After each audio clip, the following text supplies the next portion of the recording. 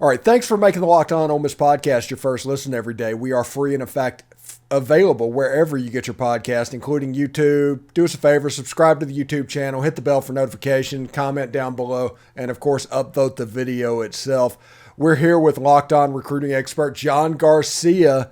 We're going through the recruiting of the 2024 class. It kicked off kind of in earnest this month, and Ole Miss has already gotten its commit with Fred Clark from Winona High School in North Mississippi. By the way, somebody said earlier it's Grenada, not Granada, and I said that's John's South Florida showing there.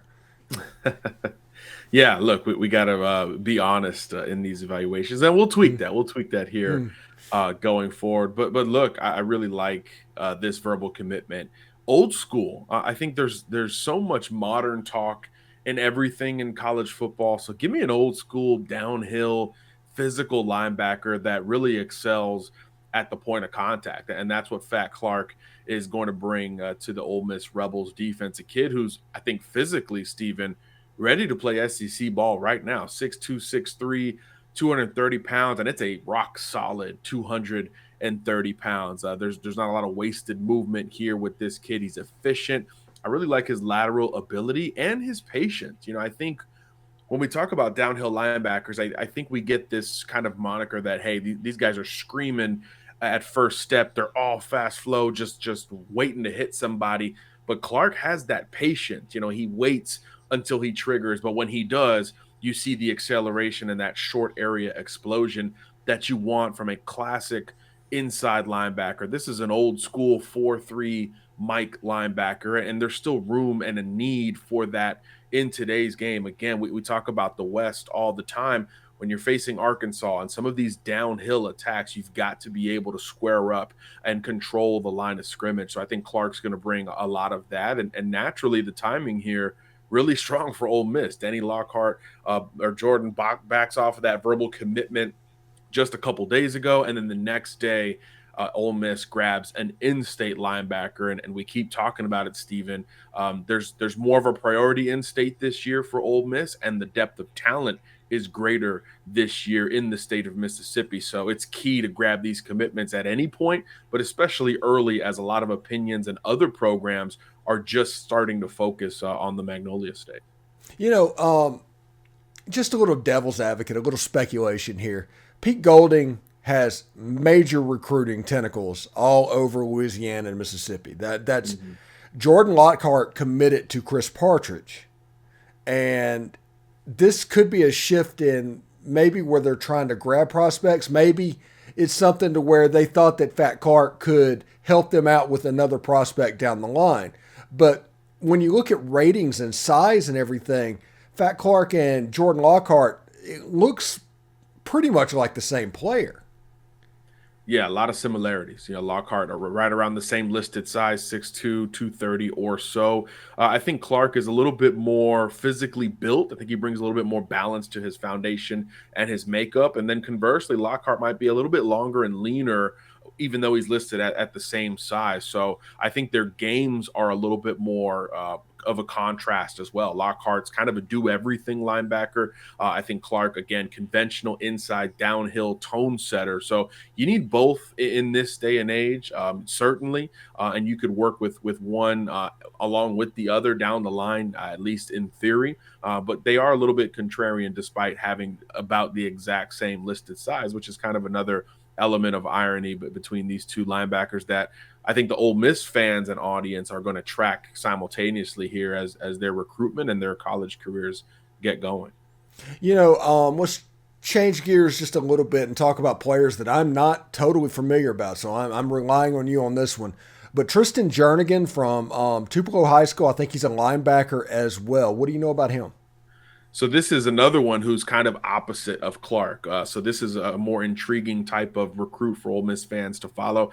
This is a total modern linebacker, space and speed type of player. He's got this combination of a great motor, which you want from any front seven prospect, but he's also got this straight line speed that really helps him close ground, almost more like a safety than a linebacker. So a lot of modern traits in Tristan's game. And look, it flashed in a big way at Tupelo in 2022. 90 plus tackles, got his hands on a bunch of turnovers as well, and made plenty of stops behind the line of scrimmage on top of that. So I think he's a little bit more modern and three down like in his athletic profile, but another guy who's not small. He's another one listed at 6'2", 6'3", just over 200 pounds. So he's not going to have to put on a ton of weight once he gets to the collegiate level. And he's another one that physically just looks like he's going to make an impact sooner rather than later.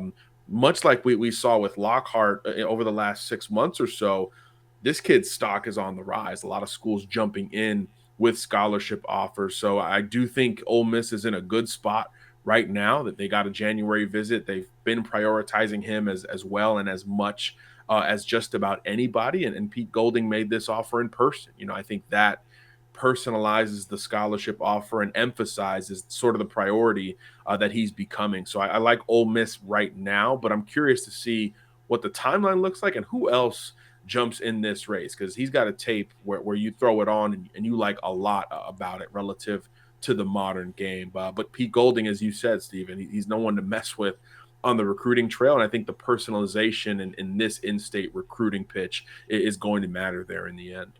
Yeah, Ole Miss signed Jordan Jernigan out of Tupelo, but historically, kids from Tupelo have gone south. They're more Mississippi State based historically, but Tristan Jernigan, we'll see where that goes as well. Before we get on to Kamron Beavers, is there anybody in the state of Mississippi that's kind of like recently popped that is blowing up now that we might not know about?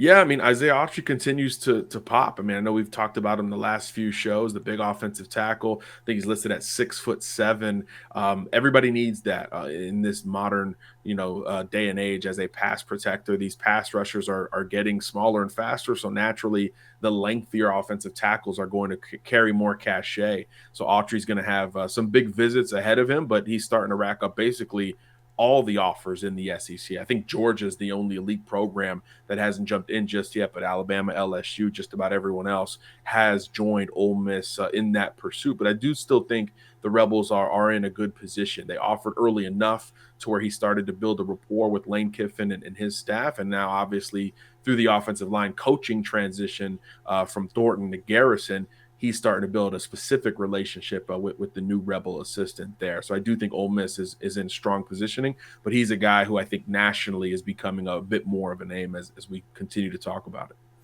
All right. And in Mississippi, when most people talk about players out of Mississippi, they're talking about defensive line. I know wide receiver is where they've made their money recently with A.J. Brown and those guys, but defensive line, it can be argued that Mississippi puts out as good a defensive lines per capita of anywhere in the country. Kamron Beavers at Bay Spring High School is coming up. He's blown up. He's visited Texas. He's going to be somebody that is going to pursue. It's going to get complicated over the next 8 months. Tell me a little bit about Kamron. Yeah, well, you can't teach, 330 pounds on a 6'5" frame. There's just not that many prospects who can move at that size, but Cam absolutely can. A guy who can push the pocket with sheer power and leverage, but he's also got some quickness to where he can actually rush the passer and put some pass rush combinations together. Really uses his hands well and showed a lot of maturity, technically sound as a junior there at Bay Spring. So yeah, his stock is maybe on the rise more than anybody we've talked about today on the defensive front. You mentioned Texas, LSU, and Bama are now in this conversation. So this is going to be not only an Egg Bowl battle, but a classic SEC West battle that is brewing. But again, Ole Miss has the recent visit to its name and has zeroed in on this kid. And I think the need at Ole Miss is very unique, right? Because when you talk about the class of 23 that was just signed in December and February, respectively, 0 defensive interior prospects brought in. And even through the portal, Stephen, I think it was just one guy who fits that sort of true interior mold. Now, they're returning a lot of great talent up front, but obviously going forward, you need that type of depth because, again, in the West, they're still going to face a lot of great rushing attacks. LSU is always going to have backs. We mentioned Arkansas a little bit earlier. Auburn's, another one that's consistently good on the ground. So you need that enforcer in the middle, not only to occupy blocks, but to push the pocket itself on early downs. And Beavers has a lot of that to his name. So again, another great interior guy specifically there in the state of Mississippi. And he'll be another one that I think sets the tone for how we perceive Ole Miss. In-state in this cycle, there's a lot of guys in this light, and I think on the defensive front, he's becoming one of the most important behind, the obvious Kamron Franklin types of the world. Yeah, absolutely. Thanks again for making the Locked On Ole Miss podcast your first listen every day. Now you make sure you check out our brand new podcast, Locked On College Basketball, a podcast that we're probably relevant on at the moment, so you might want to check it out. Everything you need to know about college basketball in one place. Plus, you get to hear from big-name experts, insiders, coaches, and players. It's Locked On College Basketball, available on YouTube and wherever you get your podcast. John, thank you so much for stopping by. I look forward to talking to you next week as we continue to go through this crazy Mississippi class, man. Sounds good, my friend. Looking forward to it. All right, take care, brother.